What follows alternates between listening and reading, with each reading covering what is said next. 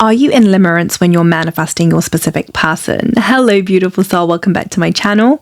This is Priya, your manifestation coach. And in this video, I'm going to shine some light on how to distinguish if whether you are in a state of limerence or if you're being a deliberate creator when manifesting your specific person.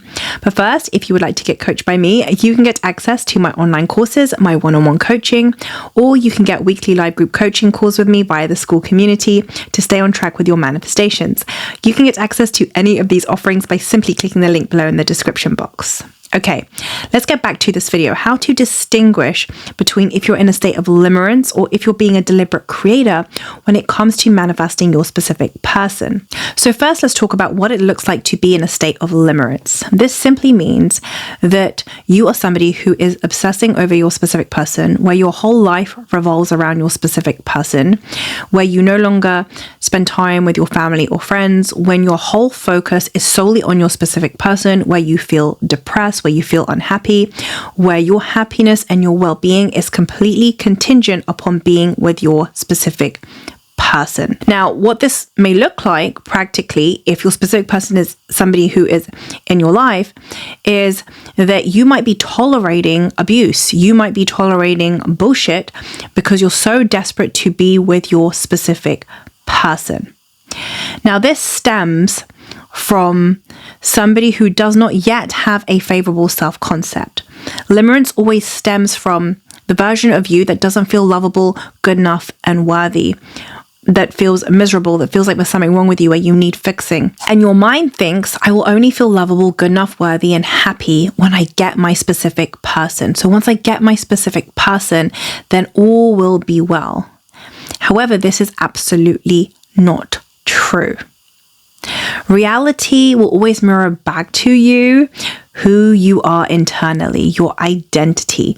So if you feel absent of love, if you feel absent of knowing your worth and value, then reality will continue to mirror this back to you. If your happiness and your well-being is contingent upon being with your specific person, reality will continue to mirror back to you that you're somebody who is unhappy, who doesn't love themselves, who doesn't like themselves.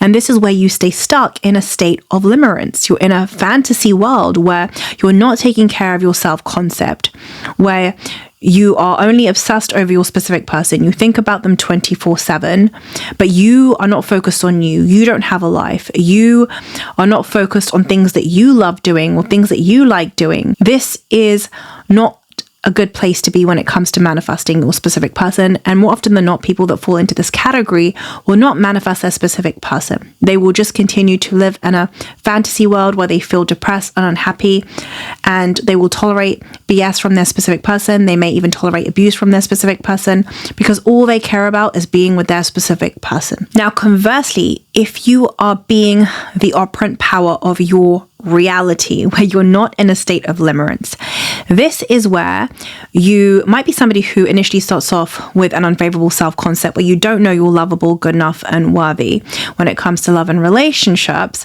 However, you're focused on shifting this. You're focused on first getting to a place within yourself where you know you're lovable, good enough, and worthy.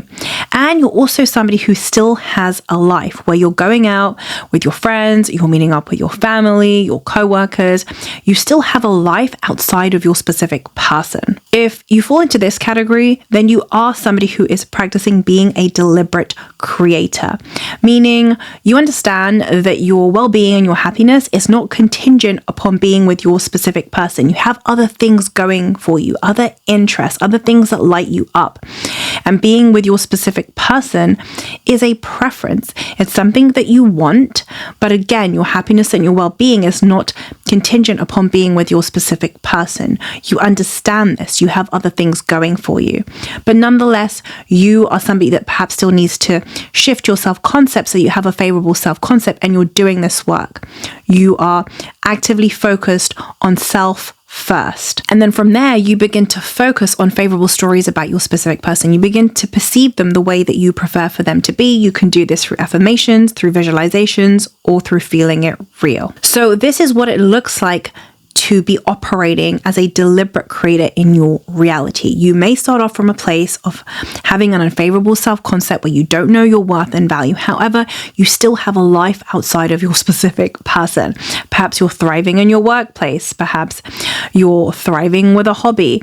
You have other things going for you where your whole life is not contingent upon your specific person, but perhaps when it comes to your specific person, you have an unfavorable self-concept when it comes to love and relationship, and you have unfavorable stories about them, but you are consciously shifting this to ensure you're somebody that knows your value and your worth, and where you have favorable stories about your specific person, and you're making this your dominant state of being whilst you're getting on with your life. Now, if you are somebody who falls into the limerence category, this is absolutely something that you want to shift. First and foremost, do not judge yourself, have compassion for yourself.